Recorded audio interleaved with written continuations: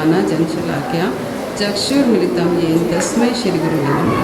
श्रीचैतन्यमनोभीष्टं स्थापितं येन भूतले स्वयं रूप कदा मह्यं ददाति स्वपदान्तिकम्। वन्देऽहं श्रीगुरुं श्रीयुत्पत्कमलं श्रीगुरुं वैष्णवांशं श्रीरूपं साग्रजातं सैगणरघुनाथान्वितं तं सजीवं साद्वैतं सावधूतं परिजनसहितं कृष्णचैतन्यदेवं श्रीराधाकृष्णपादान् सैगणललिता श्रीविशाखान्वितां च।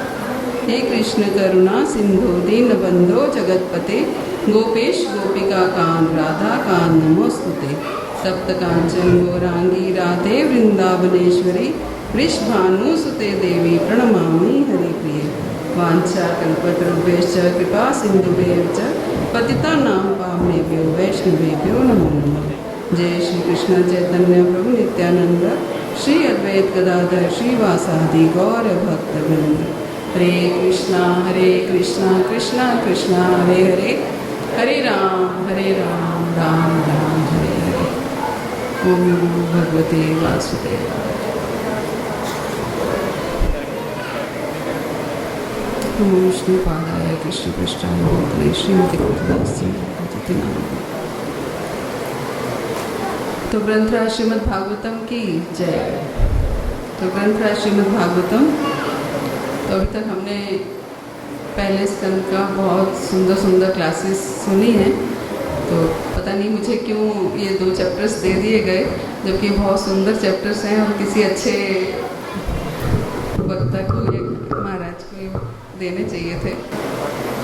तो मैं इनके साथ न्याय तो नहीं कर पाऊँगी, लेकिन थोड़ा सा हम, क्योंकि दोनों ही चैप्टर्स ऐसे हैं, बहुत सुंदर कथाएं हैं दोनों में, तो हम सब मिलके वो कथा को जस्ट पढ़ेंगे। क्योंकि ना तो मैंने पीपीटी बनाई है और ना ही मैंने नोट्स बनाए हैं, जस्ट मेरे पास भागवतम है और आप लोगों के पास भी भागवतम सबके पास होगी। तो हम सब लोग मिलके उसको पढ़ेंगे और इसमें बहुत सुंदर सुंदर मैसेजेस हैं, बहुत सुंदर सुंदर लेसन्स हैं हम सब के लिए। तो उन लेसन्स को हम ज़रूर डिस्कस करेंगे कि हाँ इसमें क्या बताना चाह रहे हैं।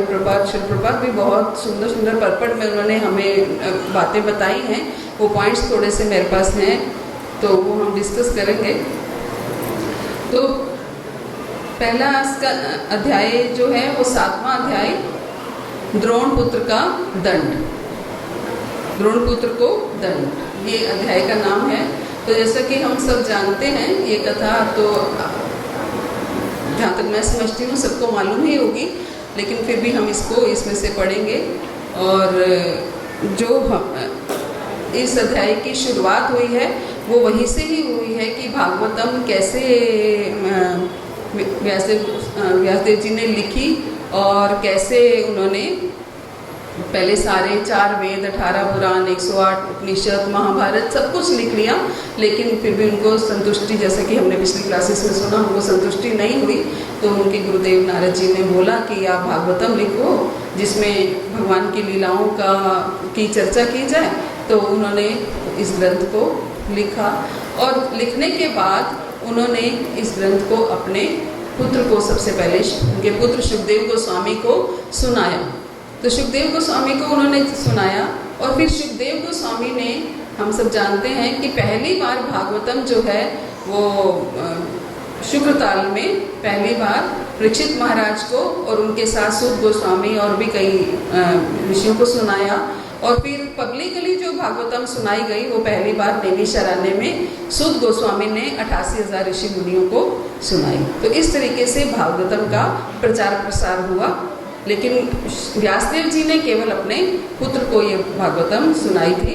और तभी हम देखते हैं कि भागवतम में पहले स्कंद में खासतौर से बड़ा जो चैप्टर्स हैं वो बड़े सिस्टमेटिक वे से नहीं है कि भगवान का, अभी हम 10वें स्कंद में तो भगवान का आविर्भाव देख रहे हैं, जन्म देख रहे हैं, और जो भगवान का इस धराधाम से जाना है वो पहले स्कंद में ही आ रहा है। तो बहुत से लोगों का ये प्रश्न होता है कि ऐसा सिस्टमेटिक वे से भागवतम क्यों नहीं है कि जो चीज़ पहले द्रोणाचार्य का, भीष्म पितामह का जो उन्होंने शरीर छोड़ा वो पहले है, तो द्वारका लीला पहले है। तो इस तरीके से बहुत सारा कुछ जो है वो बाद में होना चाहिए था, वो पहले है। और जो बात पहले होना चाहिए था बाद में है। तो इसके लिए यही कहा जाता है कि सुखदेव गोस्वामी ने जब ये भागवतम सुनाई तो वो भाव में थे, तो जैसे जैसे उनके भाव में जो जो लीला उनके सामने आती गई वैसे वैसे वो उसका व्याख्यान करते रहे। तो इस तरीके से इस भागवतम को कहा गया, क्योंकि ये जो भागवतम हम पढ़ रहे हैं ये सुखदेव गोस्वामी द्वारा वर्णित जो भागवतम है ये वो है। और हम इसकी जो कथा है वो 13वें-14वें श्लोक से शुरू होती है। द्रोण पुत्र का को दंड जो है वो इस अध्याय के 7वें अध्याय के 13वें-14वां श्लोक जो है यहाँ से कथा शुरू होती है। तो हम जस्ट कथा को रीड करेंगे और ताकि हमें कथा समझ में आ जाए, और साथ साथ उसके जो मुख्य मुख्य पॉइंट्स हैं उनको हम डिस्कस करेंगे। जैसे हम जब छोटे थे तो स्कूल जाते थे तो हमारी टीचर एक बच्चे को बीच में से खड़ा कर देती थी कि तुम उठो और पढ़ो, तो वो जस्ट रीड होता था और हमें समझ में आता था। तो मैं तो शायद ऐसा नहीं करूँगी, पढ़ूंगी मैं खुद ही, लेकिन हाँ बाकी मेरे पास अपना कुछ भी नहीं है, जो कुछ है वो सुखदेव गोस्वामी जी ने जो कहा और प्रभुपाद ने जो अपने पर्पस में लिखा है वही है सिर्फ। तो 13वें और 14वें श्लोक में यही कुछ है कि जब महाभारत का युद्ध अब समाप्त हो चुका है, महाभारत, कोई जानता है कि महाभारत के युद्ध में कितने लोग मारे गए थे? महाभारत के युद्ध में कितने लोग मारे गए थे?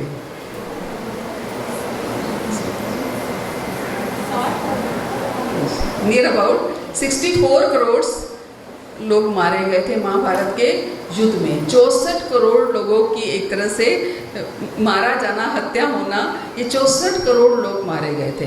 तो इतने लोगों के मारे जाने के बाद अब युद्ध समाप्त हो चुका है, सब लोग बहुत दुखी हैं, चाहे भले ही कौरव हो या पांडव हो, दोनों दल ही बहुत दुखी हैं। कौरव तो कोई बचे ही नहीं थे, और मेरे ख्याल से जहाँ तक मुझे पता है 7 या 8 लोग बचे थे लास्ट में, जिसमें से 5 पांडव थे और बाकी 11 लोग बचे थे। हाँ, नियर अबाउट यही था कि 11 लोग बचे थे जिसमें से 5 पांडव थे। तो इसलिए महाभारत का युद्ध जो है वो कहते हैं अब तक का जितने भी युद्ध हुए हैं उन सब में से भयंकर एक युद्ध था, और अब युद्ध समाप्त हो चुका है। और अश्वत्थामा, जो कि हम सब जानते हैं अश्वत्थामा कौन थे, जो कौरवों और पांडवों के गुरु थे द्रोणाचार्य, वो उनके पुत्र थे। लेकिन दुर्भाग्य से द्रोणाचार्य भी जो है वो कौरव दल में थे, क्योंकि वो कुरुवंश की तरफ से था और इसलिए वो कौरव दल में थे, और अश्वत्थामा भी जो है वो कौरव दल में थे। तो श्लोक संख्या 13-14 में यही बताया गया है कि अश्वत्थामा ने क्या किया कि जब दोनों दल अर्थात कौरवों तथा पांडवों के अपने अपने योद्धागण कुरुक्षेत्र के युद्ध स्थल में मारे जा चुके और मृत योद्धाओं को उनकी इच्छित गति प्राप्त हो गई, और जब भीमसेन की गदा के प्रहार से मेरुदंड टूट जाने से धृतराष्ट्र का पुत्र विलाप करता गिर पड़ा, तो द्रोणाचार्य के पुत्र अश्वत्थामा ने द्रौपदी के सोते हुए 7 पुत्रों के सिरों को काटकर मूर्खतावश उन्हें उपहार स्वरूप ये सोचते हुए उसे अर्पित किया कि इससे उसका स्वामी प्रसन्न होगा। तो इस पहले श्लोक से ही हमें क्या समझ में आया कि क्या किया अश्वत्थामा ने? द्रौपदी के 7 पुत्रों का सिर काटकर किसे उपहार सहित दिया? दुर्योधन को, अपने स्वामी, क्योंकि वो उनकी तरफ से लड़ाई कर रहा था, युद्ध कर रहा था, तो उनको उपहार में दिया। लेकिन दुर्योधन ने इस जघन्य कृत्य की निंदा की और वह तनिक भी प्रसन्न ना हुआ। तो इससे हमें क्या पता, चाहे दुर्योधन कितना भी बुरा था, लेकिन अगर अश्वत्थामा ने ये गलती करी, क्या गलती करी कि उसने निहत्थों पर वार किया, जो अभी युद्ध के लिए प्रिपेयर भी नहीं थे। जब युद्ध होता है तो दोनों पार्टी आमने सामने होती हैं, और जब युद्ध शुरू होने वाला है तो क्या सबसे पहले ऊंची वाणी में पहले तो शंख बजाया जाता है, और ऊंची वाणी में क्या बोला जाता है? आक्रमण। आक्रमण क्यों बोला जाता है? ताकि दूसरी पार्टी अलर्ट हो जाए कि आक्रमण होने वाला है। लेकिन यहाँ तो सोए बच्चों को उन्होंने मार दिया, कोई वार्निंग नहीं दी, और कोई उनके पास हथियार नहीं था, कोई अपनी सुरक्षा करने के लिए कुछ नहीं था। लेकिन अश्वत्थामा ने क्रोधवश आकर कि सब कौरव मारे गए हैं, इस क्रोधवश आकर, और उसके पिता का भी वध हो गया था, तो इस क्रोधवश में आकर उसने द्रौपदी के 5 पुत्रों की हत्या करके और उनके सिरों को सिर काटकर उनको उपहार में दिया। तो दुर्योधन चाहे कितना भी बुरा था, लेकिन उसको भी ये बात अच्छी नहीं लगी। तो इससे हमें ये समझ में आता है कि जो कुछ भी हो, चाहे कोई बुरा से बुरा व्यक्ति हो, लेकिन जो कार्य शास्त्रों के अगेंस्ट हो रहा हो उसकी हमें निंदा अवश्य करनी चाहिए। जो शास्त्रों के विरुद्ध कार्य हो रहा है उसकी हमें निंदा अवश्य करनी चाहिए, जो कि दुर्योधन ने किया। ये कार्य शास्त्रों के विरुद्ध हुआ तो उसने उसकी, हालांकि दुर्योधन ने भी अपने उसमें बहुत सारे गलत कार्य किए, लेकिन इस कार्य की उसने निंदा की। पांडवों के 5 पुत्रों की माता द्रौपदी अपने पुत्रों का सुनकर आंसुओं से भरी आंखों के साथ शोक से विलाप करने लगी और इस घोर क्षति से उसे ठाठस बधाते हुए अर्जुन उससे इस प्रकार बोले। दुखी हो गई माँ, जिसके 5 पुत्रों की हत्या हो गई है, अब वो उसके कोई पुत्र नहीं है, तो वो बहुत दुखी हैं, रो रही हैं और उसको ठाठस बंधाने के लिए अर्जुन उसको बोल रहे हैं कि हे देवी, जब मैं अपने गांडीव धनुष से छोड़े गए तीरों से उस ब्राह्मण का सिर काट के तुम्हें भेंट करूंगा, तभी मैं तुम्हारी आंखों से आंसू पोंछूंगा। द्रौपदी रो रही हैं और अर्जुन ने उनको सांत्वना देने के लिए क्या प्रॉमिस किया कि जिस दिन मैं उनके सिर काट के तुम्हारे पास लेके आऊँगा, उसी दिन ही मैं तुम्हारे आंसू पहुँचूंगा और तब तुम अपने पुत्रों के शरीरों के दाह करने के बाद उनके सिर पर खड़ी होकर स्नान करना। तब तक तुम दाह मत करना, उनका संस्कार मत करना, जब तक कि मैं उनका वध करके तुम्हारे पास, अश्वत्थामा का वध करके तुम्हारे पास लेकर नहीं आऊँगा। तो यहाँ पर परपट में, यहाँ तात्पर्य में प्रभुपाद ने बहुत सुंदर व्याख्या में ये बताया है ब्राह्मण पुत्र के बारे में कि यह, इससे हमें क्या पता चलता है कि भले ही कोई किसी का जन्म किसी भी वर्ण आश्रम की, जैसे कि आज चर्चा हो रही थी, तो अश्वत्थामा जो हैं वो कौन से वर्ण से थे? ब्राह्मण थे। लेकिन ब्राह्मण भी अगर कोई गलत कार्य करता है तो वो भी दंड का अधिकारी है, वो भी दंड का अधिकारी है। प्रभुपाद लिख रहे हैं, जब अर्जुन ने अश्वत्थामा नामक आतताई का सिर काटने की प्रतिज्ञा की तो वे भली भांति जानता था कि अश्वत्थामा ब्राह्मण का पुत्र है, लेकिन चूंकि उस तथाकथित ब्राह्मण ने कसाई जैसा कार्य किया था, अतः वह आतताई था और ऐसे धूर्त ब्राह्मण के पुत्र को मारने में कोई पाप नहीं है। तो ये छोटे छोटे लेसन्स हमें दिए हैं प्रभुपाद ने इसमें कि अगर कोई ब्राह्मण कोई कसाई का कार्य कर रहा है तो ऐसे धूर्त ब्राह्मण को मारने से कोई पाप नहीं है। इस प्रकार मित्र तथा सारथी के रूप में अच्युत भगवान द्वारा मार्गदर्शित किए जाने वाले अर्जुन ने अपनी प्रियतमा को ऐसे कथनों से तुष्ट किया। तब उसने अपना कवच धारण किया और भयानक अस्त्र शस्त्रों से लैस होकर वे अपने रथ पर चढ़कर अपने गुरुपुत्र अश्वत्थामा का पीछा करने लगा। अब अर्जुन ने अपनी पत्नी द्रौपदी को ये प्रॉमिस किया है कि जिसने तुम्हारे पुत्रों को मारा है मैं उसको मारकर उनका सिर काट के तुम्हारे सामने लेकर आऊँगा। तो अब अर्जुन जो है वो पीछा कर रहे हैं और पीछा करके अश्वत्थामा के पीछे पीछे दौड़ रहे हैं उनको पकड़ने के लिए। राजकुमारों का हत्यारा अश्वत्थामा अर्जुन को दूर से ही अपनी ओर तेजी से आते हुए देखकर अपने रथ पर सवार होकर डर के मारे अपने जान बचाने के लिए उसी तरह भाग निकला जिस प्रकार शिवजी के भय से ब्रह्मा जी भागे। अब क्या है, अश्वत्थामा भागते जा रहे हैं और पीछे पीछे कौन जा रहा है? अर्जुन उनके पीछे पीछे उनको पकड़ने के लिए जा रहा है। और भगवान ने किसका एग्जाम्पल दिया? जैसे ब्रह्मा जी को पकड़ने के लिए शिव जी भागे थे। ब्रह्मा जी को पकड़ने के लिए शिव जी कैसे भागे थे?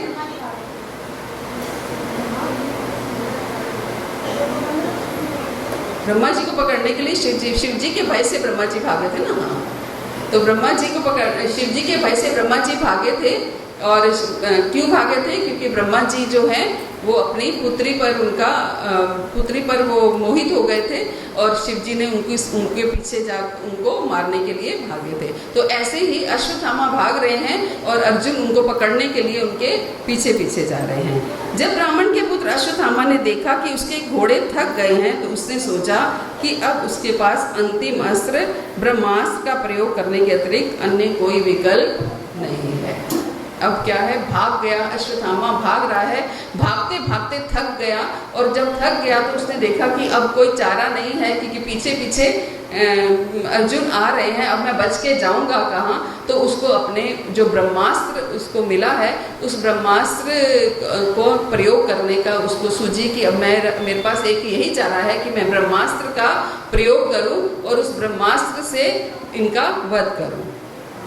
चूंकि उसके प्राण संकट में थे, अतः उसने अपने को पवित्र करने के लिए जल का स्पर्श किया और ब्रह्मास्त्र चलाने के लिए मंत्रोच्चारण अपना ध्यान एकाग्र किया, यद्यपि उसे इस अस्त्र को वापस करने की विधि ज्ञात नहीं थी। फिर उसने उस ब्रह्मास्त्र को निकाला और ब्रह्मास्त्र को चलाने के लिए मंत्रोच्चारण किया। हालांकि वो ब्रह्मास्त्र चलाना तो जानता था, लेकिन उसको वापस लाना नहीं जानता था। सिर्फ चलाना जानता था, लेकिन वापस ब्रह्मास्त्र कैसे आएगा उसको वो नहीं जानता था। तत्पश्चात समस्त दिशाओं में प्रचंड प्रकाश फैल गया। वे इतना उग्र था कि और अर्जुन भयभीत सा होने लगा। और जब एक भक्त जो है वो भयभीत होता है तो क्या करता है, भगवान की शरण में जाता है। तो अर्जुन को और तो कुछ और क्या सोचता, वो कृष्ण की शरण में गए और उनसे प्रार्थना करने लगे कि हे प्रभु, ये मैं बहुत भयभीत हो रहा हूँ, चारों तरफ अग्नि बरस रही है, ब्रह्मास्त्र का प्रकाश हो रहा है। तो उन्होंने अगले 22 श्लोक से, हे भगवान श्री कृष्ण, आप सर्वशक्तिमान परमेश्वर हैं, आपकी विविध शक्तियों की कोई सीमा नहीं है। जब हम किसी से, इससे क्या सिखा रहे हैं अर्जुन हमें, कि अगर हमें किसी से कुछ मांगना है तो पहले उसको ग्लोरीफाई करना है। तो अगर वो भयभीत होकर भगवान की शरण में गए तो भगवान को पहले ग्लोरीफाई कर रहे हैं, भगवान की गुणावलियों को गा रहे हैं। क्या कह रहे हैं कि आप सर्वशक्तिमान परमेश्वर हैं, आपकी विविध शक्तियों की कोई सीमा नहीं है, अतः एकमात्र आप ही अपने भक्तों के हृदयों में अभय उत्पन्न करने में समर्थ हैं। भौतिक कष्टों की ज्वालाओं में फंसे सारे लोग केवल आपसे ही मोक्ष का मार्ग पा सकते हैं। केवल आप ही हैं जो अभय प्रदान कर सकते हैं, और कोई अभय, क्योंकि वो भयभीत था और इसलिए अभय चाहता था, मीन्स वो अपने भय को दूर करना चाहता था। तो भगवान को क्या कह रहे हैं कि केवल आप ही हैं जो अभय प्रदान कर सकते हैं, इसलिए मैं आपकी शरण में आया हूँ। और अर्जुन भगवान से प्रार्थना कर रहे हैं। अगले 2-3 श्लोकों में अर्जुन भगवान से प्रार्थना कर रहे हैं, और फिर 26वें श्लोक में अर्जुन कह रहे हैं कि हे देवाधिदेव, चारों ओर फैलने वाला ये घातक तेज कैसा है, ये कहाँ से आ रहा है, मैं इसे समझ नहीं पा रहा हूँ। अर्जुन अश्वत्थामा के पीछे तो भाग रहा है, लेकिन अर्जुन को अभी तक ये समझ में नहीं आया कि अश्वत्थामा ने ब्रह्मास्त्र छोड़ा है। अर्जुन को ये समझ में नहीं आया, और उसने भगवान से प्रार्थना करी कि चारों तरफ से ये जो प्रकाश आ रहा है, जो अग्नि का तेज आ रहा है, ये कहाँ से आ रहा है। तो पूर्ण पुरुषोत्तम भगवान ने कहा, तो मुझसे ये जान लो कि ये द्रोण के पुत्र का कार्य है। क्योंकि वो भगवान है, वो तो सब कुछ जानते हैं। तो भगवान ने एकदम से उसको बता दिया अर्जुन को कि ये जो है ये द्रोण के पुत्र का कार्य है, द्रोणाचार्य के पुत्र अश्वत्थामा का कार्य है कि उन्होंने ब्रह्मास्त्र छोड़ा है, और उस ब्रह्मास्त्र का ही ये प्रकाश है, इस ब्रह्मास्त्र की ही ये अग्नि ज्वाला है, और उसकी आमणिक शक्ति के मंत्र अर्थात ब्रह्मास्त्र का प्रहार किया है, और वह ये नहीं जानता कि उसकी चोंद को कैसे लौटाया जाए। भगवान ये भी जानते हैं कि ये अश्वत्थामा ने ये ब्रह्मास्त्र छोड़ा है, और अब अश्वत्थामा ये भी नहीं जानता कि इस ब्रह्मास्त्र को लौटाया कैसे जाए। उसने निरुपाय होकर आसन मृत्यु के भय से ऐसा किया है, क्योंकि वो भयभीत हो रहा था। तुम उसके पीछे पीछे भागे जा रहे थे और उसको मारने के लिए, और उसने अपनी मृत्यु से बचने के लिए, क्योंकि अर्जुन पीछे पीछे आ रहा है, तो अर्जुन तो अश्वत्थामा को मारे बिना हटेगा नहीं। तो इस भय से उसने ब्रह्मास्त्र को छोड़ तो दिया है, लेकिन वो ब्रह्मास्त्र को वापिस लाना नहीं जानता है। तो हे अर्जुन, केवल दूसरा ब्रह्मास्त्र ही इस अस्त्र को निरस्त कर सकता है। अब वो तो जानता नहीं है ब्रह्मास्त्र को कैसे वापस लाना, तो अब ब्रह्मास्त्र वापस जाएगा कैसे। तो भगवान बता रहे हैं कि जब कोई दूसरा ब्रह्मास्त्र छोड़ेगा तभी इस ब्रह्मास्त्र को निरस्त किया जा सकता है, मीन्स काटा जा सकता है, अदरवाइज उसका और कोई ऑल्टरनेटिव और कोई सोल्यूशन नहीं है। चूंकि तुम सैन्य विज्ञान में अत्यंत पटु हो, अतः अपने अस्त्र की शक्ति से इस अस्त्र के तेज का शमन करो। अब भगवान अर्जुन को आज्ञा दे रहे हैं कि अब तुम इधर से एक ब्रह्मास्त्र छोड़ोगे तभी उस ब्रह्मास्त्र का खंडन हो पाएगा, अदरवाइज उस ब्रह्मास्त्र का खंडन नहीं हो पाएगा। तो फिर अर्जुन ने क्या किया, भगवान से ये सुनकर अर्जुन ने शुद्धि के लिए जल का स्पर्श किया और भगवान श्री कृष्ण की परिक्रमा करके उस अस्त्र को प्रशमित करने के लिए उसने अपना ब्रह्मास्त्र छोड़ा। अब अर्जुन उधर से अश्वत्थामा का ब्रह्मास्त्र आ रहा है, क्योंकि अश्वत्थामा उसको वापस लाना नहीं जानता है, और इधर से अर्जुन ने उस ब्रह्मास्त्र को काटने के लिए अर्जुन ने भी भगवान की आज्ञा से और भगवान की परिक्रमा करके उस ब्रह्मास्त्र को छोड़ा है। जब दोनों ब्रह्मास्त्रों की किरणें मिल गई तो सूर्य के गोले के समान अग्नि के एक बृहद चक्र ने समस्त बाह्य अंतरिक्ष तथा लोकों के संपूर्ण गगन मंडल को आवृत कर दिया। दोनों ब्रह्मांड टकरा गए, और जब सोची, जब एक ब्रह्मांड की चकाचौंध से अर्जुन भयभीत हो रहा था, और जब दोनों ब्रह्मास्त्र आपस में मिले तो क्या होगा। तो दोनों ब्रह्मास्त्र आपस में मिले तो बहुत अग्नि प्रज्वलित हुई, और उन अस्त्रों की सम्मिलित अग्नि से तीनों लोकों के सारे लोग जल भुन गए। सभी लोगों को उस सामर्थक अग्नि का स्मरण हो आया जो प्रलय के समय लगती है। इतनी अग्नि हुई कि ऐसे लगा कि प्रलय जैसे प्रलय के समय अग्नि होती है, ऐसी अग्नि महसूस हुई जब दोनों ब्रह्मास्त्र आपस में मिले। तो इस प्रकार जन सामान्य में फैली हड़बड़ी एवं ग्रहों के आसन विनाश को देखकर अर्जुन ने भगवान श्री कृष्ण की इच्छा अनुसार तुरंत ही दोनों अस्त्रों का निवारण कर दिया। तो इस तरीके से जब वहाँ हड़बड़ी सी फैल गई वहाँ, तो अर्जुन ने भगवान कृष्ण की इच्छा अनुसार तुरंत ही दोनों अस्त्रों का निवारण कर दिया। तांबे के दो लाल तप्त गोलों के समान क्रोध से प्रज्वलित आंखें किए अर्जुन ने अत्यंत दक्षता पूर्ण से अश्वत्थामा को बंदी बना लिया और उसे रस्सियों से पशु की समान बांध दिया। अब दोनों ब्रह्मास्त्र जो हैं वो निरस्त हो चुके हैं, और अर्जुन ने अब क्या किया, अश्वत्थामा जो कि गौतमी का पुत्र कहा गया, अश्वत्थामा की मदर जो है कृपी थी, और उनका जन्म जो है वो गौतम कुल में हुआ था, इसलिए उनको गौतमी कहा गया है। तो गौतमी के पुत्र अश्वत्थामा ने अर्जुन ने उनको बंदी बना लिया, बांध लिया, और बांधकर अब उनका क्या करने वाले हैं, अब आगे पढ़ते हैं। अश्वत्थामा को बांध लेने के बाद अर्जुन उसे सेना के पड़ाव की ओर ले जाना चाह रहा था कि अपने कमल नेत्रों से देखते हुए भगवान श्री कृष्ण ने क्रुद्ध अर्जुन से इस प्रकार कहा। भगवान श्री कृष्ण ने कहा, हे अर्जुन, इस ब्रह्म बंधु को छोड़कर तुम दया मत दिखलाओ। जब अश्वत्थामा को बांध लिया और अर्जुन उसे सेना के पड़ाव की ओर ले जाना चाह रहा था, तो भगवान ने क्या आज्ञा दी कि अर्जुन तुम इस पर दया मत दिखाओ, क्योंकि भगवान जानते थे कि अर्जुन जो है वो एक दयालु भक्त है। जब अर्जुन महाभारत के युद्ध के समय युद्ध के लिए खड़े थे तो अर्जुन के मन में तब भी दया आई, कर्तव्य बुद्धि आई, तो अर्जुन ने उस समय भी युद्ध करने के लिए इनकार कर दिया कि मैं युद्ध नहीं कर सकता क्योंकि सामने मेरे सारे बंधु बांधव हैं, मेरे प्रियजन हैं, मेरे पितामह, मेरे गुरुजन हैं, तो मैं इनकी हत्या कैसे करूं। तो भगवान को वो एक्सपीरियंस था कि अर्जुन तो उस युद्ध के, जब महाभारत के युद्ध के समय ही युद्ध नहीं करना चाहता था, तो अब ये अश्वत्थामा को कैसे मारेगा।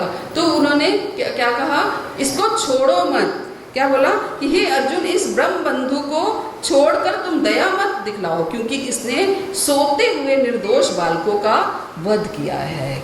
इसको वो दया का पात्र नहीं है। कौन दया का, क्योंकि इसने सोते हुए बालकों का वध किया है। तो प्रभुपाद ने अपने तात्पर्य में फिर से इस बात को क्लियर किया है कि जैसे न्यायाधीश का पुत्र जो है वो न्यायाधीश नहीं होता, उसको क्या कहते हैं, न्यायाधीश का पुत्र न्यायाधीश नहीं है, डॉक्टर का पुत्र डॉक्टर नहीं कहलाएगा, कोई इंजीनियर का पुत्र इंजीनियर नहीं कहलाएगा, उनका संबंधी कहलाएगा कि ये न्यायाधीश का संबंधी है। ऐसे ही ब्राह्मण का पुत्र अगर वो ब्राह्मण का कार्य नहीं कर रहा, अगर न्यायाधीश का पुत्र न्यायाधीश ही है तो उसको न्यायाधीश कहा जाएगा, लेकिन अगर वो न्यायाधीश का कार्य नहीं कर रहा तो उसको न्यायाधीश नहीं कहा जाएगा, उसको न्यायाधीश का संबंधी कहा जाएगा। ऐसे ही ब्राह्मण का पुत्र अगर ब्राह्मण का कार्य नहीं कर रहा तो उसको ब्रह्म बंधु कहा जाएगा, वो ब्राह्मण कहलाने के लायक नहीं है। तो प्रभुपाद ने बार बार इस बात को क्लियर किया है कि जब तक ब्राह्मण का कार्य नहीं करे तब तक वो ब्राह्मण कहलाने लायक नहीं है। आजकल श्राद्ध हम लोग आज समापन हुआ है तो हम लोग अपने आसपास किसी भी ब्राह्मण को बुला के अपना श्राद्ध संपन्न कर लेते हैं, लेकिन थोड़ा सा हमें इस तरफ सोचना है कि हमें श्राद्ध कैसे करने हैं। महाराज ने आज बहुत सुंदर तरीका बताया है कि आज श्राद्ध कैसे संपन्न करने हैं, कि वैष्णवों को खिला के प्रचार में उस धन को अपने पितरों के नाम का निकाल के हम उनको प्रचार में भी लगा सकते हैं, वैष्णवों को खिला सकते हैं। तो या फिर वैसे भी अगर लोकल ब्राह्मण में भी कोई ऐसा है कि जो सच में ब्राह्मण का कार्य कर रहा है, जो ब्राह्मण मीन्स जो धर्म का प्रचार करे, जो भक्ति का प्रचार करे। ब्राह्मण का अर्थ ये नहीं है कि वो हर तरह का कार्य कर रहा है, ब्राह्मण का अर्थ है वो धर्म का प्रचार कर रहा है, भक्ति का प्रचार कर रहा है, तो ब्राह्मण कहलाने लायक है। तो यहाँ प्रभुपाद बार बार इस बात को क्लियर कर रहे हैं कि जो ब्राह्मण कुल में पैदा हुआ वो ब्राह्मण नहीं है। अगर वो ब्राह्मण कुल में पैदा होकर वो आतताइयों वाले कार्य कर रहा है, अगर वो बुरे कार्य कर रहा है तो उसका वध भी करना उचित है, क्योंकि अगर वो कोई क्रिमिनल का कार्य कर रहा है तो उसके साथ वैसा ही व्यवहार होना चाहिए।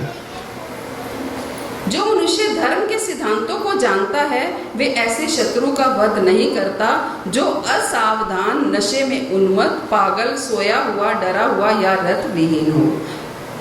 क्या बता रहे हैं भगवान कि जो मनुष्य धर्म के सिद्धांतों को जानता है, कि जो ये जानता है धर्म के सिद्धांत क्या कहते हैं, तो वो कभी भी ऐसे व्यक्ति के ऊपर वार नहीं करेगा जो नशे में हो या फिर सोया हुआ हो या फिर असावधान। वो अलर्ट भी नहीं है, सावधान भी। तभी हम जब आक्रमण का नियम क्या है, पहले जोर से बोला जाता है आक्रमण, ताकि सावधान करने के लिए। तो असावधान व्यक्ति पर भी हम आक्रमण नहीं, पीठ पीछे वार जिसको कहते हैं। अगर हम कोई व्यक्ति अगर सावधान नहीं है तो हमने उसके ऊपर वार कर दिया तो इसका मतलब पीठ पीछे वार करना कहते हैं इसको। तो भगवान यही कह रहे हैं कि वो ऐसा शत्रु का वध नहीं करता जो असावधान, नशे में उन्मत्त, पागल, सोया हुआ और डरा हुआ या रत विहीन हो। अगर रथ पे है, अगर रथ पे होंगे तो दोनों दल रथ पे होंगे, धरती पर होंगे तो दोनों दल धरती पर होंगे। तो इस तरीके से ये नियम है।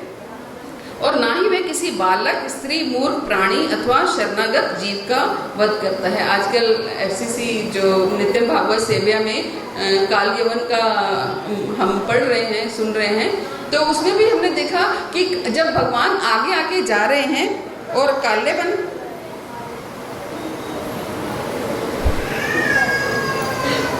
पीछे पीछे जा रहा है।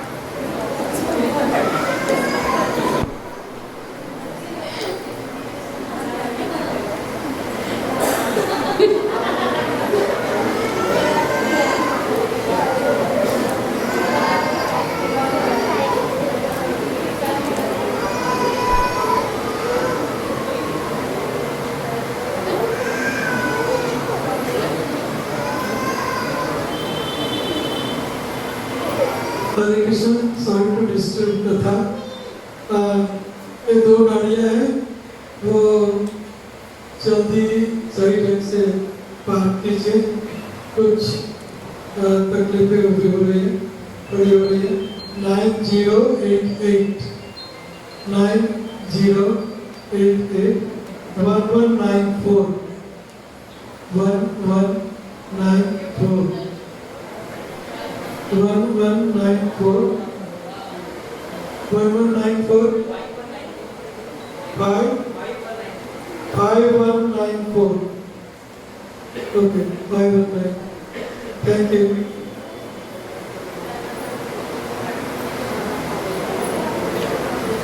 तो काल्यवन जो है वो भगवान के पीछे पीछे भाग जा रहा है, दौड़ रहा है, जैसे भगवान आगे आगे हैं, लेकिन भगवान के हाथ में कोई हथियार नहीं है, तो काल्यवन ने भी हथियार अपने छोड़ दिए हैं। तो एक असुर की भी ये प्रवृत्ति है कि वो अपने हथियार छोड़ देता है कि अगर सामने वाली पार्टी के हाथ में हथियार नहीं है। तो यहाँ पर यही भगवान बता रहे हैं कि जो धर्म के सिद्धांतों को जानता है वो कभी ऐसा नहीं करता कि सोए हुए बालकों की ही हत्या कर दे। तो इसलिए भगवान उनकी निंदा कर रहे हैं। तो ऐसा क्रूर तथा दुष्ट व्यक्ति जो दूसरों के प्राणों की बलि पर पलता है, उसका वध किया जाना उसके लिए ही हितकर है, अन्यथा अपने ही कर्मों से उसकी अधोगति होगी। यहाँ एक पॉइंट और क्लियर कर रहे हैं भगवान कि अगर उसको किसी के किए हुए कर्मों की सजा उसको इसी जीवन में नहीं मिलती है तो उसकी क्या होती है, अधोगति होती है। मीन्स अगर हमने कोई पाप अगर हुआ, प्रभुपाद इसका क्लियर कर रहे हैं, प्रभुपाद अपने तात्पर्य में बहुत सुंदर तरीके से बता रहे हैं कि अगर कोई पाप हुआ और उसकी सजा हमें इसी जीवन में मिल गई, मान लीजिए किसी के हाथों कोई हत्या हो गई और उसको सजा मिल गई, उम्र कैद या जो भी फांसी जो भी होना था हो गई, तो उससे उसका इफेक्ट उसको आगे नहीं जाएगा। मीन्स वो नर्कगामी उसकी वजह से वो नर्कगामी नहीं बनेगा। अगर उसको वो मान लीजिए वो छिप गया, भाग गया, अपने जो उसने मर्डर किया या जो भी क्राइम किया उस क्राइम से बचने के लिए वो भाग गया और वो सजा से बच गया, तो उसकी सजा उसको उसकी क्या है, उसकी अधोगति होगी ही होगी, वो नर्कगामी बनेगा ही बनेगा। तो इस पॉइंट को क्लियर कर रहे हैं कि इसलिए अगर हमसे कभी कोई गलती हो जाए तो उसकी सजा हमें खुशी खुशी स्वीकार करनी चाहिए, ताकि वो यही का यही समाप्त हो जाए हमारे साथ, वो कर्म हमारे साथ ना जाए। तो इस पॉइंट को बहुत अच्छे तरीके से प्रभुपाद क्लियर कर रहे हैं कि नागरिक संहिता तथा धार्मिक सिद्धांतों के महान रचनाकार मनु के अनुसार पशु के मारने वाले तक को हत्यारा समझना चाहिए, क्योंकि पशु मांस कभी भी सभ्य मनुष्य का भक्ष्य नहीं होता। सभ्य मनुष्य का मुख्य कर्तव्य तो भगवत धाम वापस जाने के लिए अपने आप को योग्य बनाता है। अगर उसकी सजा उसको यहाँ नहीं मिलती, यदि शासन किसी हत्यारे को प्राण दंड देता है तो अपराधी के लिए ये अच्छा है। अगर शासन किसी हत्यारे को प्राण दंड देता है तो उसके लिए ये अच्छा है, क्योंकि उसे अगले जन्म में इस हत्या कर्म के लिए फल भोगना नहीं पड़ेगा। अगर उसको यहाँ उसका फल नहीं मिला तो ये उसका कर्म उसके साथ जाएगा और अगले जन्म में उसको इसका फल भोगना ही पड़ेगा। इसलिए अब अगर कोई गलती हो जाए जीवन में तो उसके फल से हमें भागना नहीं चाहिए।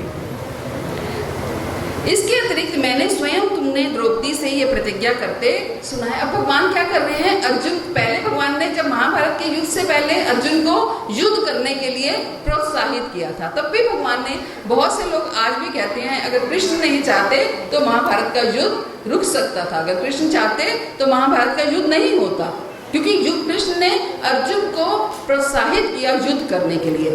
कृष्ण ने अर्जुन को युद्ध करने के लिए प्रोत्साहित नहीं किया, कृष्ण ने अर्जुन को धर्म का साथ देने के लिए प्रोत्साहित किया। कृष्ण ने अर्जुन को अपने कर्तव्य, क्योंकि वो एक क्षत्रिय है और एक क्षत्रिय का कर्तव्य क्या है, धर्म की रक्षा के लिए युद्ध करना, इस चीज के लिए कृष्ण ने अर्जुन को प्रोत्साहित किया। और आज भी कृष्ण अर्जुन को अश्वत्थामा के वध के लिए इसलिए प्रोत्साहित कर रहे हैं क्योंकि अश्वत्थामा ने निहत्थे बालकों की हत्या की। इसलिए कृष्ण जो है वो अर्जुन को प्रोत्साहित कर रहे हैं कि तुमने द्रौपदी को भी ये प्रॉमिस किया है कि तुम उनका सिर काटकर, अश्वत्थामा का सिर काटकर लेके आओगे और उस वधकर्ता को उनके सामने उपस्थित करोगे, तो तुम्हें उनको छोड़ना नहीं है, उसके ऊपर दया नहीं दिखानी है। ये आदमी तुम्हारे ही कुल के सदस्यों का हत्यारा तथा वध करता है। यही नहीं, उसने अपने स्वामी को भी असंतुष्ट किया है।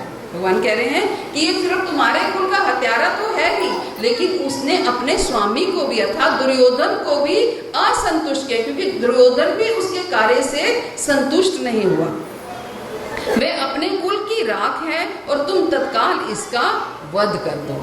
अब भगवान की आज्ञा क्या है कि तुम तत्काल इसका वध कर दो। अब हम देखते हैं कि अर्जुन भगवान की आज्ञा का पालन करते हैं या नहीं करते, और अगर करते हैं तो किस तरीके से करते हैं। सूत गोस्वामी ने कहा, यद्यपि धर्म में अर्जुन की परीक्षा लेते हुए कृष्ण ने उसे द्रोणाचार्य के पुत्र का वध करने के लिए प्रोत्साहित किया। भगवान ने क्या किया? अर्जुन की परीक्षा लेने के लिए उसे द्रोणाचार्य के पुत्र का वध करने के लिए प्रोत्साहित किया, लेकिन महात्मा अर्जुन को ये विचार नहीं भाया। क्या बोला? अर्जुन के लिए क्या बोला गया? महात्मा, स महात्मा सुदुर्लभा बहु नाम जन्ना मनते ज्ञानवान मान प्रवर्तते वासुदेव सर्मिति स महात्मा सुदुर्लभा। ऐसे महात्मा बहुत दुर्लभ हैं जिनके लिए वासुदेव सब कुछ है, लेकिन फिर भी दया भाव भी मन में जागृत है। उस दया भाव को लेकर वो भगवान की आज्ञा का उल्लंघन भी नहीं करना चाहते, लेकिन उस दया का क्या करें जो मन में पनप रही है। तो भगवान जो है वो अर्जुन की परीक्षा लेने के लिए ऐसा बोल रहे हैं, और महात्मा अर्जुन को लेकिन ये विचार नहीं पाया।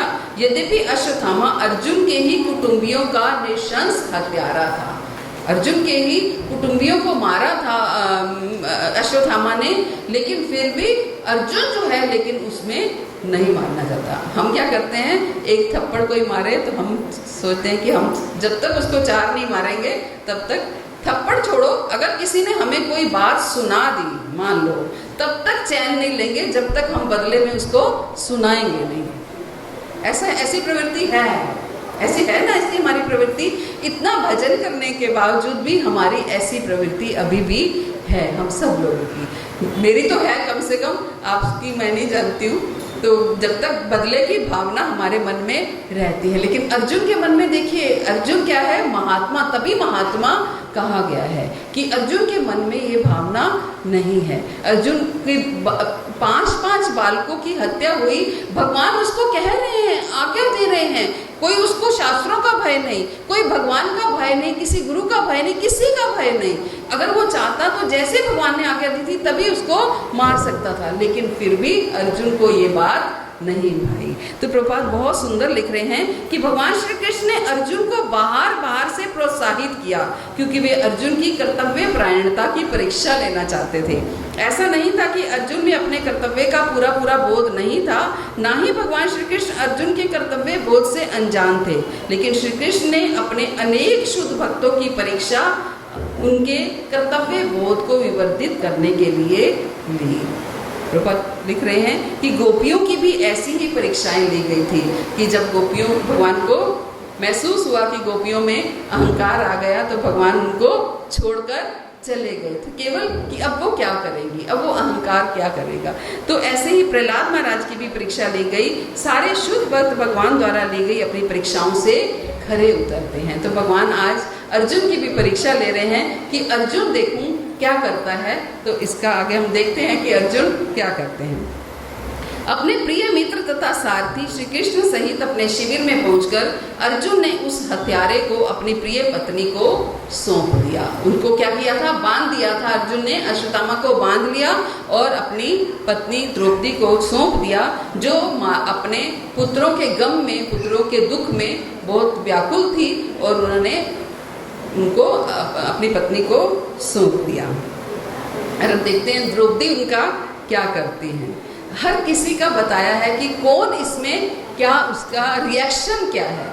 अर्जुन का रिएक्शन बताया, भगवान स्वयं का रिएक्शन बताया। अब देखते हैं कि द्रौपदी का क्या रिएक्शन है, जिसके 5 पुत्रों की हत्या हो गई है, और अब उसी 5 पुत्रों का हत्यारा बंधन में आकर उनके पति उनके पास लेके आए हैं। तो द्रौपदी का क्या रिएक्शन है उनको देख के। तब द्रौपदी ने अश्वत्थामा को देखा, जो पशु की भांति रस्सियों से बंधा था और अत्यंत घृणित हत्या का कृत्य करने के कारण चुप था। अपने स्त्री स्वभाववश तथा स्वभाव से उत्तम एवं भद्र होने के कारण उसने ब्राह्मण रूप में उसके प्रति सम्मान व्यक्त किया, क्योंकि स्त्री स्वभाव के। प्रभुपाद ने, मुझे ये 2 चैप्टर्स पढ़ के इतनी प्रसन्नता हुई कि प्रभुपाद ने स्त्रियों को इतना बढ़ावा दिया कि मुझे वो भूल गया कि भागवतम में बार स्त्रियों को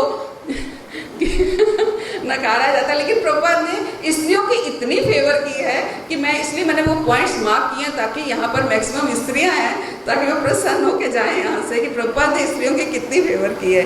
तो यहाँ पर भी स्त्रियों के स्वभाव का बताया कि अपने स्त्री स्वभाव से उत्तम एवं भद्र होने के कारण उसने ब्राह्मण पुत्र के प्रति, ब्राह्मण पुत्र लेकिन अपने 5 पुत्रों का हत्यारा, उसके प्रति द्रौपदी ने सम्मान व्यक्त किया, है ना।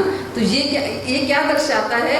ये कुल के संस्कार दर्शाते हैं। ये द्रौपदी के कुल के संस्कार थे, जो 5 पुत्रों के हत्यारा उनके सामने हैं, लेकिन फिर भी द्रौपदी उनका सम्मान कर रही हैं। प्रपात ने तात्पर्य में लिखा है कि स्त्री जाति बालकों के समान होती है, स्त्री जाति बालकों के समान होती है, अतः उसमें पुरुष की तरह भेदाभेद शक्ति नहीं होती। पहली बार मैंने पढ़ा और सुना, पहले भी पढ़ी हालांकि, लेकिन मैंने इसको स्पेशली मांग किया कि स्त्रियों को ज्यादा प्रपात ने वो किया है कि उसमें पुरुष की तरह भेदाभेद शक्ति नहीं होती। इसलिए उनको द्रौपदी के समक्ष जब लाया गया तो वे दुखी थी और हत्यारा उसके समक्ष था, किंतु ब्राह्मण या ब्राह्मण के पुत्र को सामान्य रूप से दिए जाने वाले सम्मान से उसे वंचित नहीं कर सकी। फिर भी उसने ब्राह्मण पुत्र का सम्मान किया।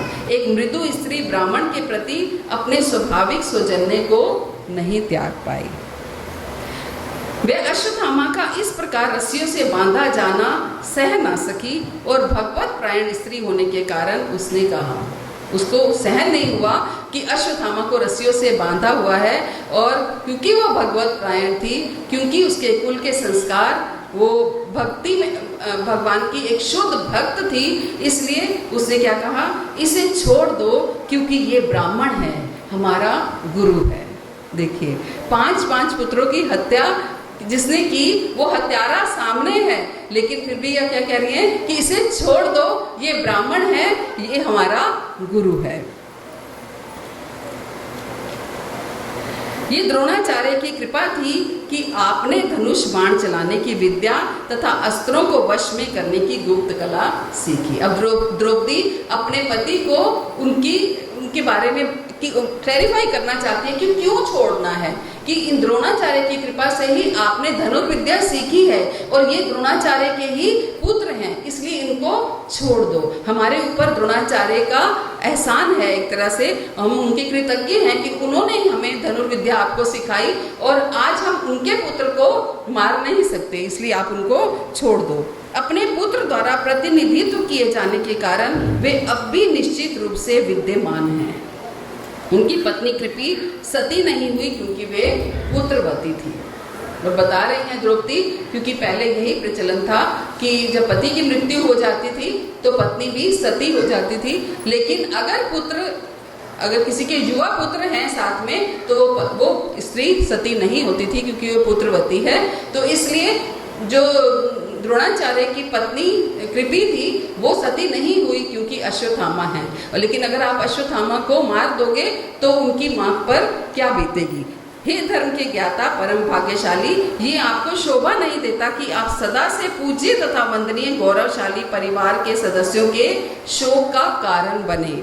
हे स्वामी, द्रोणाचार्य की पत्नी को मेरे समान मत रुलाओ, कि मैं तो रो ही रही हूँ, मेरे तो 5 पुत्रों की हत्या हो ही गई है, जैसे मैं रो रही हूँ वैसे द्रोणाचार्य की पत्नी को मेरे समान आप मत रुलाओ, कहीं उसे भी मेरे समान निरंतर रोना ना पड़े। आप उसके पुत्र की वध कर दोगे, उसके पुत्र की अगर हत्या कर दोगे तो उसे भी मेरे समान ही रोना पड़ेगा। यदि इंद्रिय तृप्ति में निरंकुश बनकर राजकुल ब्राह्मण कुल को अपमानित और कुपित करता है तो वह क्रोध की अग्नि समस्त राजकुल को जला देती है।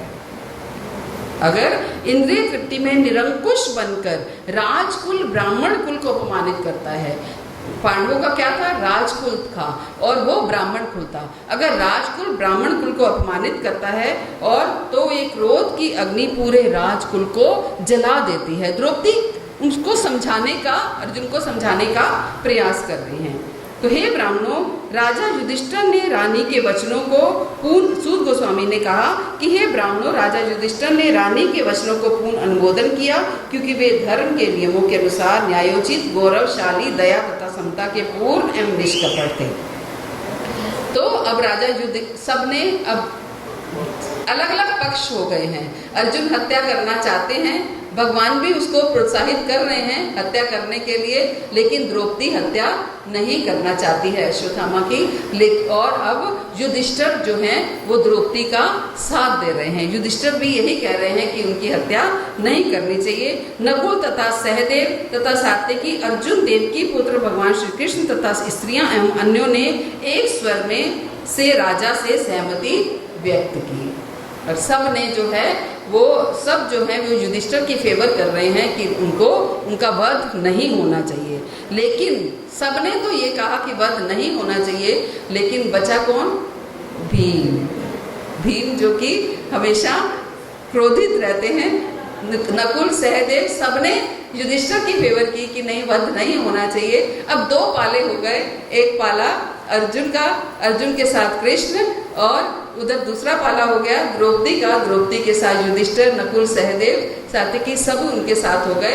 अब होगा क्या ये आगे देखते हैं कि लेकिन भीम जो क्रुद्ध मनोदशा में था उसने उनसे सहमत नहीं हुआ और उसने उस दोषी के वध किए जाने की संस्तुति की, जिसने व्यर्थ ही सोते हुए बालकों की हत्या की थी, जिसने ना तो उसको अपना ना ही उसके स्वामी का हित था।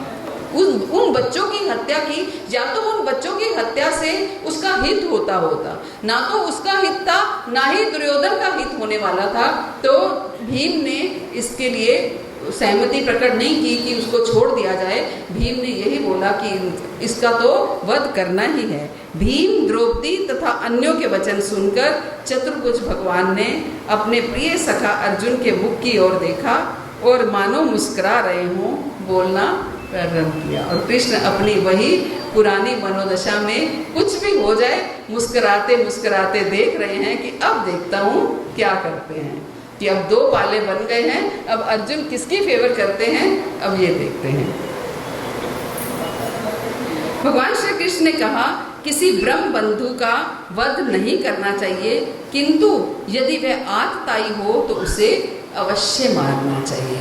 वैसे किसी ब्रह्म बंधु का वध नहीं करना चाहिए, किंतु यदि वो आतताई हो, अगर आतताई मीन्स अगर उसने किस निहत्थों की हत्या की, किसी स्त्री के साथ बुरा व्यवहार किया, तो उसको किसी की प्रॉपर्टी को वो कर लिया, अधिकार जमा लिया, तो उसको अवश्य मारना चाहिए।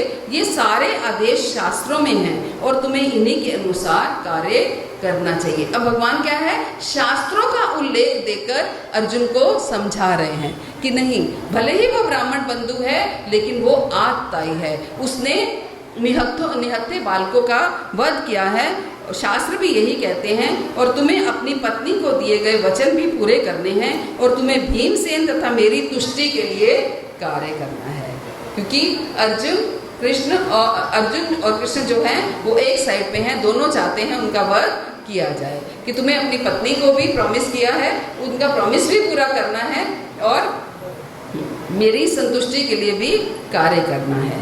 उसी समय अर्जुन भगवान की अनेकाधिक आज्ञा का प्रयोजन समझ गया और इस तरह उसने अपनी तलवार से अश्वत्थामा के सिर से केश तथा मणि दोनों पृथक कर दिए। भगवान ने हल्का सा कहा और अर्जुन समझ गया कि भगवान क्या कहना चाहते हैं। ये एक शुद्ध भक्त की पहचान है कि थोड़ा सा भी कोई भगवान ने इशारा किया कि वो उधर से वो ब्रह्म बंधु भी है, ब्राह्मण पुत्र भी है, उधर से उसने गलत कार्य भी किया है, तो रास्ता बीच का निकालना पड़ेगा, ना तो मारना पड़ेगा ना बचाना पड़ेगा। तो बीच का रास्ता उसने क्या निकाला कि उसने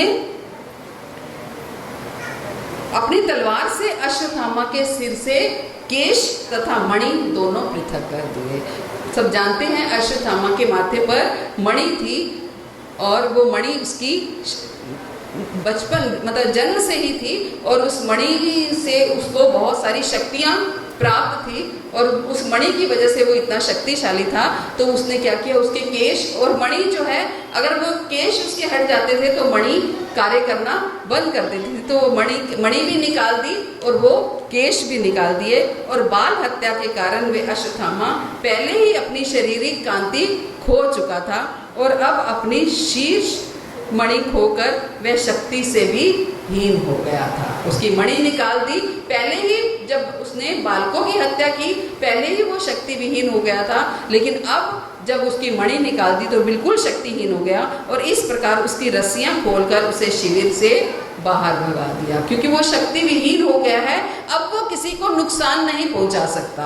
अभी तक क्या था कि अगर उसको मारा नहीं गया, वो कल को फिर किसी का को नुकसान पहुंचा सकता है। तो अब उसकी मणि निकाल ली गई, उसके केश हटा दिए गए, तो अब वो किसी का नुकसान नहीं कर सकता। तो उसके सिर के बाल मूंडना, उसे संपदाहीन करना तथा उसे घर से भगा देना, ये है ब्रह्मबंधु के लिए निश्चित दंड। तो ये बीच का रास्ता अर्जुन को समझ में आया। केवल भगवान के एक इशारे से अर्जुन समझ गए कि कैसे एक बीच का रास्ता निकाल के एक ब्रह्म बंधु को, वो उनकी हत्या भी नहीं करना चाहते थे और उनको ऐसे छोड़ना भी नहीं चाहते थे, तो उन्होंने एक बीच का रास्ता निकाला, उनका सिर मुंडवा दिया और उनकी मणि निकाल ली। और ये ब्रह्म बंधु के लिए निश्चित दंड और शारीरिक वध करने का कोई विधान नहीं है। तत्पश्चात शोका विभूत पांडु पुत्रों तथा द्रौपदी ने अपने स्वजनों के मृत शरीरों का समूह किया, उसके बाद उन्होंने उनका दाह संस्कार किया। तो इस प्रकार श्रीमद् भागवत के प्रथम स्कंद के अंतर्गत द्रोण पुत्र को दंड नामक 7वें अध्याय का भक्ति वेदांत तात्पर्य पूर्ण हुआ। तो कुछ नहीं किया, पढ़ के सुना दिया। उम्मीद करती हूँ कथा थोड़ी सी समझ आ गई होगी।